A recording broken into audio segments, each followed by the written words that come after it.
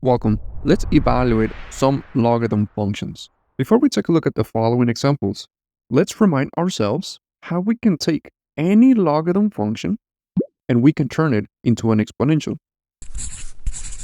The process to do that is to first identify the base of the logarithm function, which in this example, we're using the letter of b. It is always the little number underneath the g.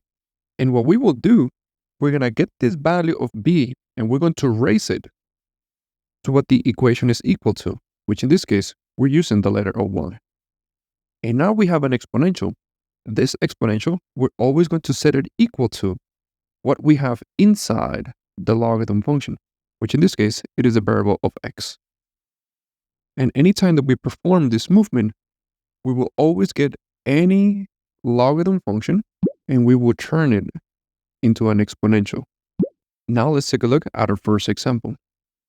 Here we have a log function, and this log function has a base of 2. What we would like to know is what will be the output when we evaluate it with a value of 32. Let's visualize this. Here we're saying that we have a value of 32.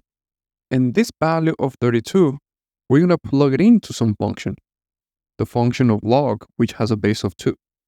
What we would like to know is, what are we going to get out of that?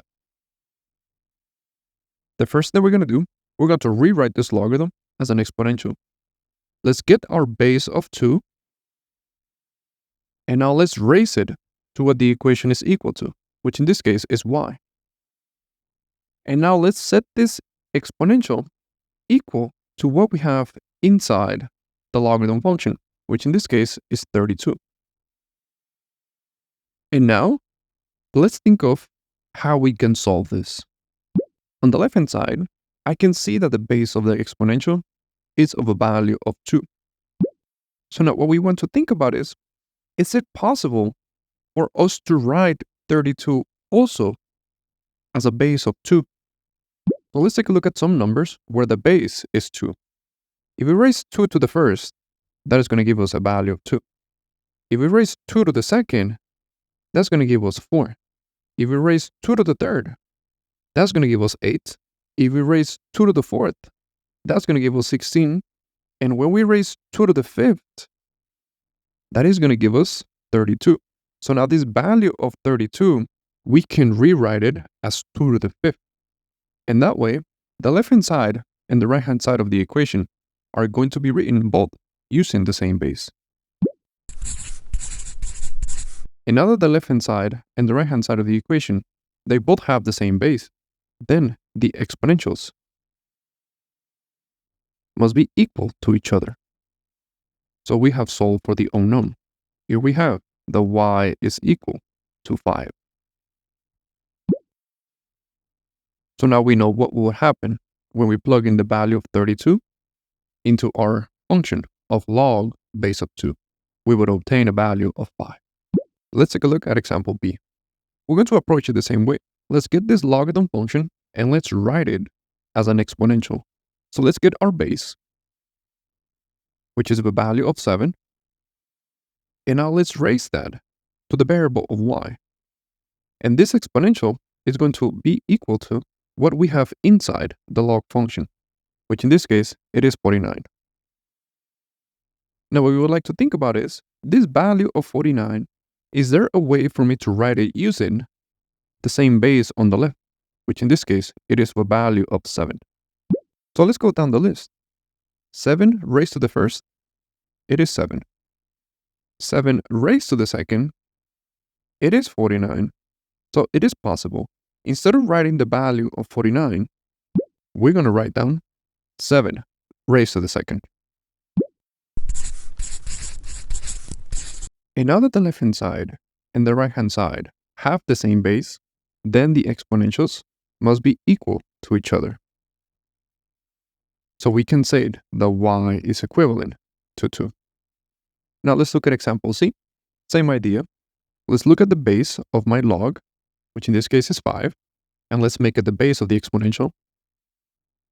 And now let's make the exponent of 5 be the value of y. And now this exponential, let's set it equal to what we have inside the parentheses, which is 125.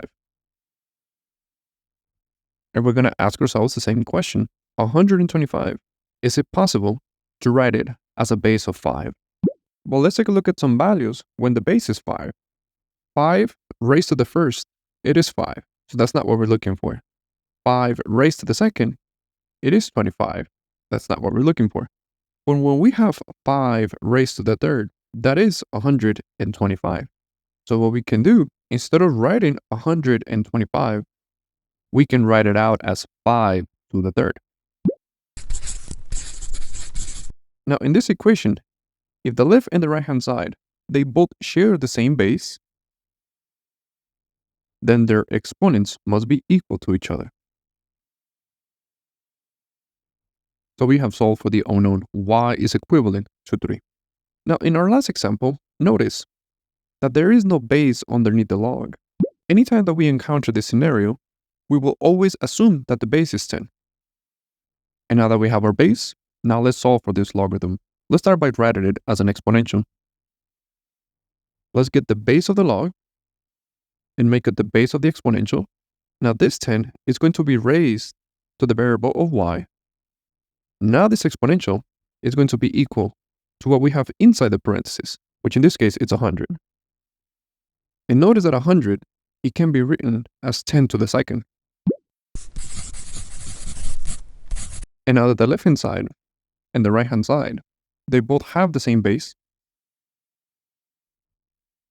then their exponentials are equal to each other. So we have solved this logarithm function. Hello. If you would like to continue learning about mathematics, you can check out the videos on the left.